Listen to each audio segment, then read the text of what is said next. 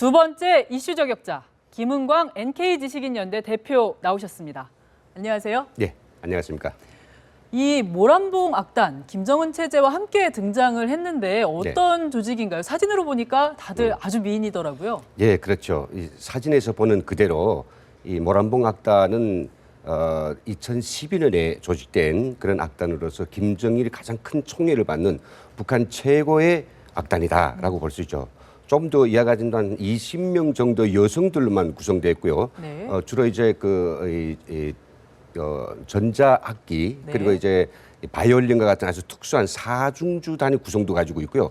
네. 또 보컬들은 정말 그 가창 실력이 네. 가히 북한에서도 엄지에 속하는 엄지 최고. 네. 그리고 또 이 악단을 조금 좀 더 붙여 이야기하면 김정은의 부인인 이설주가 이제 그 배우들을 선발하고 그 그렇군요. 운영에도 관심을 가지고 있는 것으로 해서 상당히 그 미래가 아주 촉망되는 그런 예술단이기도 합니다.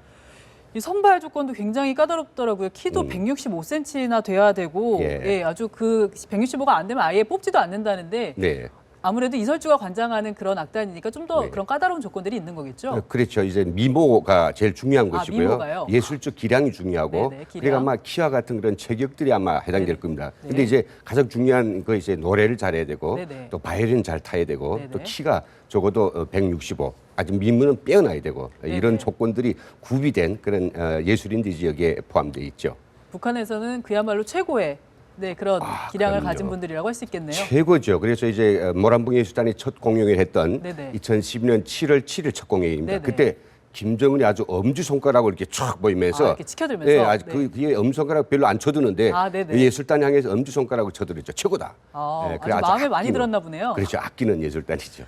그 중에서도 이제 악단 단장이 그 김정은 위원장의 옛날 애인으로 알려진 현송월인데 네네. 이번에 중국 베이징에 나타났을 때 샤넬백으로 보이는 가방을 들고 나타났어요. 네. 그래 이 현송월 어떤 사람인가요? 우리 현성호는 우리 남한의 언론들에서 많이 이제 전했기 때문에 우리 국민들이 알고 있는 이름 세 글자입니다. 네네. 1983년생으로서 올해 32살 정도 되죠. 그렇군요. 네. 그런데 북에서는 준마처녀라고 하는 준마처녀? 네, 준마처녀 이런 네. 그 노래를 불러가지고 네네. 상당히 북한 주민들도 많이 알고 있죠.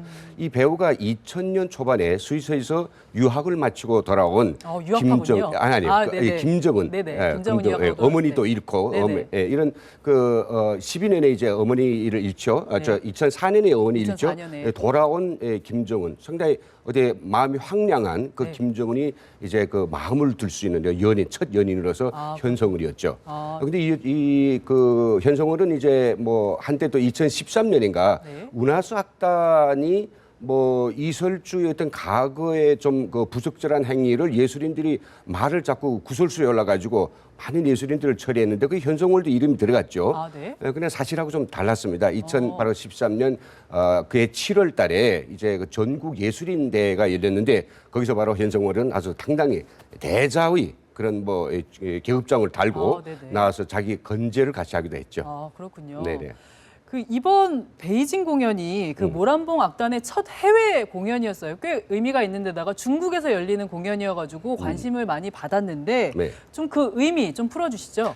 예, 그럼 의미는 지금 모란봉 예술단이 어떤 격하고 관계되는데 네네. 격은 당연히 김정일이 가장 그 애칭을 사랑을 받는 그런 단체. 네. 소위 북에서 말하는 김정은 친솔 부대라고도 할 정도로 아주 그 애칭받죠. 그런 자기 예술 그 악단을 보냈다라고 해가지고 이것은 뭘 말해주냐면 김정은이 어떤 조중 친선 관계에 어떤 새로운 장을 만들겠다. 이에 대해서 현성월 씨가 이번에 인터뷰에서 이야기했습니다. 우리는 친선이 노래를 전하기 위해서 왔다. 양국 친선을 도모하기 위해서 왔다라고 했죠. 그리고 두 번째는 이제 뭐냐면 김정은 방중을 이제 예견하고 있는 북한으로서는 희망하고 그렇죠. 있죠. 적극적으로 이제 그 로비를 하는 거나 같고요. 네네. 마지막은 이제 모란봉 예술단을 이제 보냄을 해서 국제사회를 향한 김정은이 새로운 음악 애교 네네. 그런 것들이 이제 실현될 수 있는 가능성이 있었죠. 이 단원들이 공연 전에 그 해외 언론들하고 인터뷰를 좀 했어요. 저희 연합뉴스 베이징 특파원하고도 만나서 이렇게 그렇죠. 대화도 대화도 하고 사진 촬영에도 응하고 했는데 굉장히 자유로운 모습이더라고요. 이게 당국에서 허용을 해서 그렇겠죠? 그럼요. 어느 정도 이제 있을 수 있는 상황들을 다 얘기는 했습니다.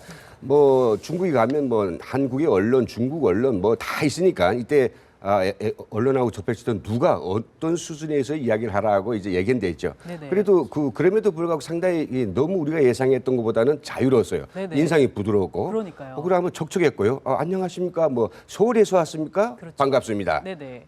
그리고 한번 와보시라요. 보면 알게 될 거예요 하면서 네네. 자신만만한 모습도 보이기도 했고요. 네네. 그런 것들이 어찌 보면 뭐 북한 어떤 주민들의 그런 자유로움 그 자체는 아니고요.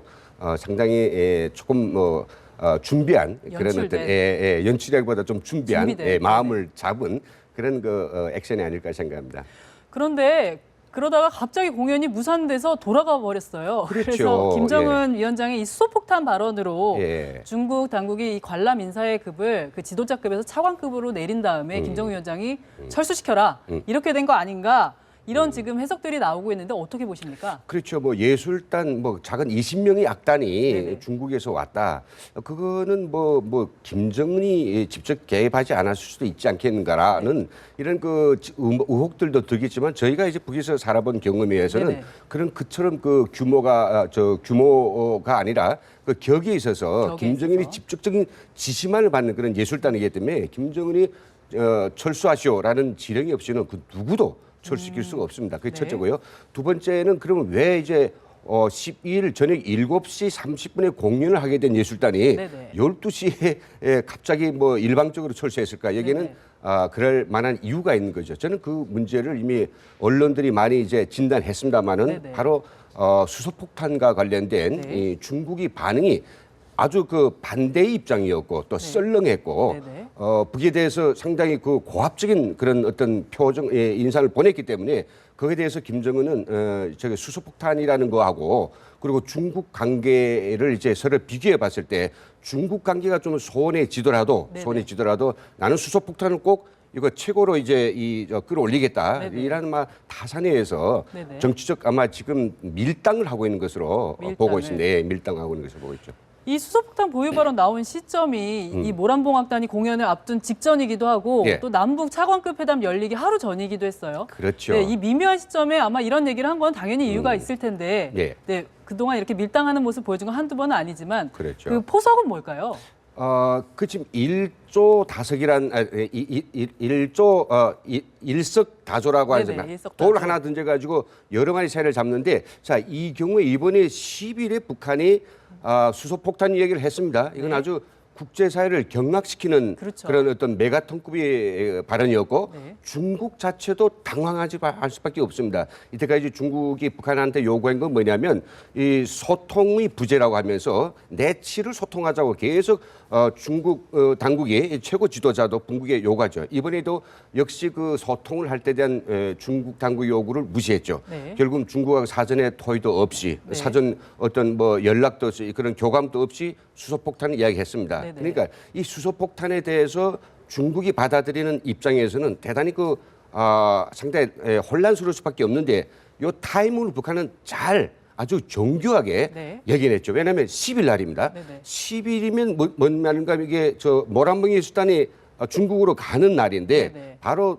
예술단을 보내면서 동시에 수소폭탄 이야기를 꺼냈고요. 네네, 이렇게. 그리고 이틀 후에는 우리 남북 당국자 1차 회담이 진행되고요. 그렇죠. 또 동시에 유엔에서는 네네. 북한의 인권 문제에서 안보리에서 거론됐죠. 네네. 그러니까 이 여러 가지 난제들을 수소폭탄 하나를 가지고 네네. 잠재우고 주도권을 쥐려고 하는 이런 북한의 의도가 좀 보입니다.